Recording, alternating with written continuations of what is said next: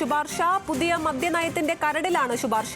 Dry day കാരണം സംസ്ഥാനത്തിന് 25,000 കോടി രൂപയുടെ നഷ്ടമുണ്ടാകുമെന്ന് ചീഫ് സെക്രട്ടറി തല കമ്മിറ്റി കണ്ടെത്തിയിരുന്നു.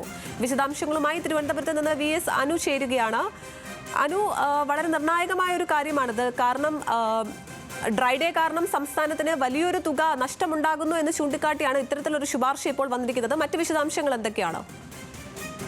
സംസ്ഥാനത്തെ ഡ്രൈ ഡേ കാരണം വലിയ രീതിയിലുള്ള ധനനഷ്ടം ഉണ്ടാകുന്നു എന്ന് നേരത്തെ തന്നെ ചീഫ് സെക്രട്ടറി തല കമ്മിറ്റി കണ്ടെത്തിയിരുന്നു. മാത്രമല്ല, കഴിഞ്ഞ കുറെ നാളുകളായി സംസ്ഥാനത്തെ ടൂറിസം മേഖലയിലെ ഏറ്റവും പ്രധാനപ്പെട്ട ആവശ്യമാണ്, ബാറുടമകളുടെ ആവശ്യമാണ് ഇത്തരത്തിൽ ഡ്രൈ ഡേ മാറ്റണം എന്നുള്ളത്.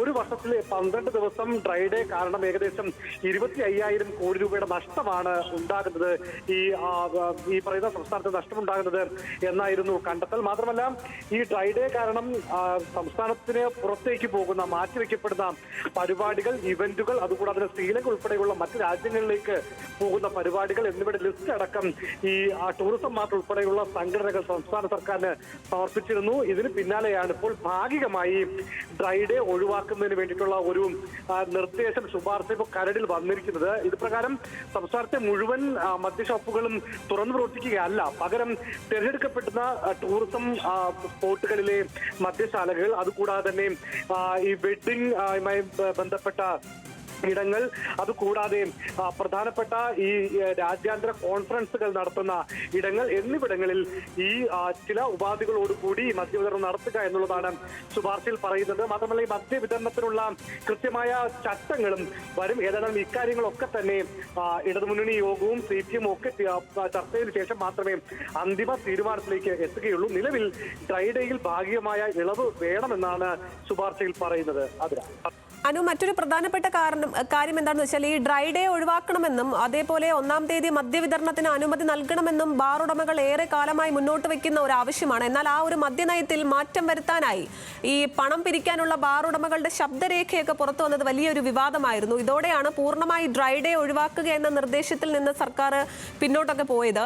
ബാർ ഉടമകളുടെ ആവശ്യം പൂർണ്ണമായി പരിഗണിച്ചില്ലെങ്കിലും ഇപ്പോൾ ഇത്തവണ ഉപാധികളോടെ പരിഗണിച്ചിട്ടുണ്ട് എന്നുള്ളത് ഒരു വസ്തുത തന്നെയാണ്. ഇതിനെ നമുക്ക് എങ്ങനെ വിലയിരുത്താം?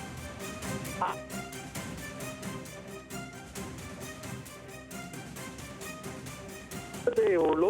ഇനി ഇക്കാര്യത്തിൽ അന്തിമ തീരുമാനത്തിലേക്ക് പോകണം.